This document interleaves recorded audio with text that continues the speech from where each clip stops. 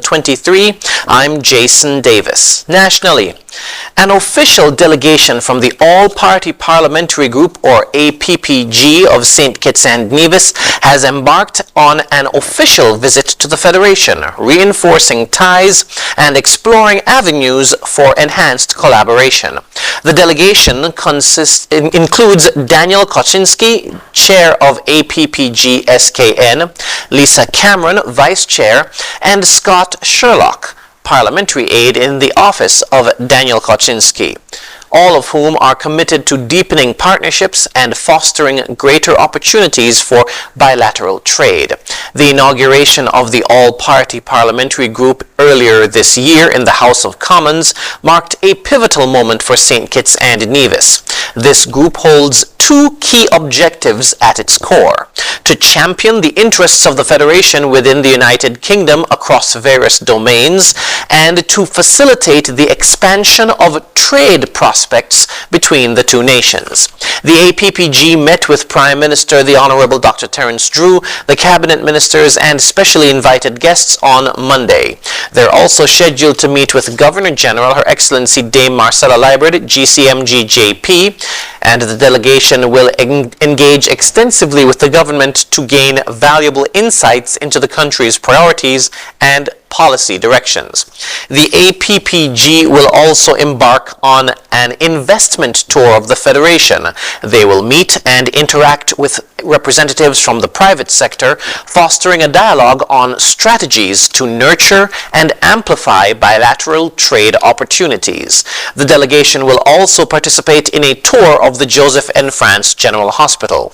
Upon their return to the United Kingdom, the APPG will prepare a comprehensive report that will be presented to the House of Parliament and the Foreign Office, summarizing their insights, observations, and recommendations. In other news, the police have released the results of an autopsy performed on the body of 91-year-old Devarita Weeks of Wade's Gardens, who perished in a fire at her home. The autopsy was done on Monday by resident pathologists Dr. Adrian Nunez and Dr. Nautica Phillip. The doctors concluded that death was a result of asphyxia due to smoke inhalation. On Monday, August 21, the police responded to a report of a house fire at Wade's Garden.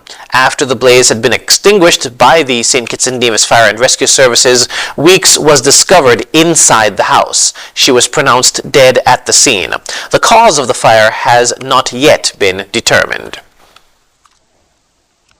Restoration work on the old Treasury building will soon begin following the signing of a contract between the St. Christopher National Trust and Parviner, a Trinidadian construction company.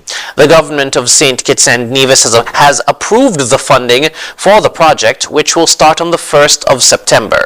Executive Director Edsu Bradshaw Keynes was quoted as saying, "We're so excited that we can finally start this project, which will restore our iconic building to its former status. We thank the general public for their patience over the last several months, having to maneuver around the scaffolding that had been mounted for some time." End quote.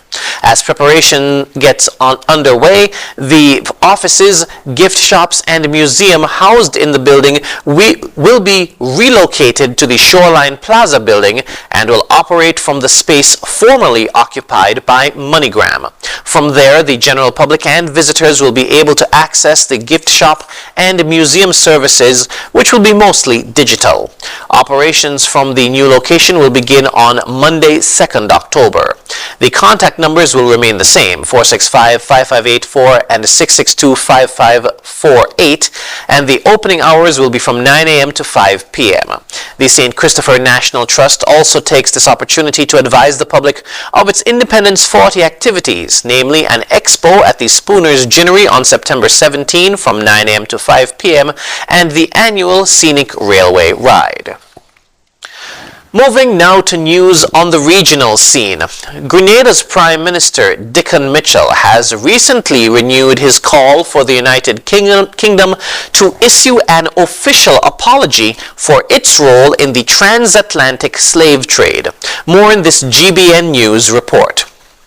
Prime Minister Deacon Mitchell's request, made during an exclusive interview with British media entity The Independent, comes as part of ongoing efforts to address the historical injustices suffered by the people of Grenada and the wider Caribbean region. In my mind, if the UK wants to continue being a country that demonstrates that it upholds the values of justice, fairness, democracy, equal treatment of human beings, then to me it should be out front in apologizing for slavery. And reluctance or refusal to do so then sends the opposite message. Prime Minister Mitchell's call for an apology is not unprecedented. In recent years, several Caribbean nations have similarly called on European countries, including the UK,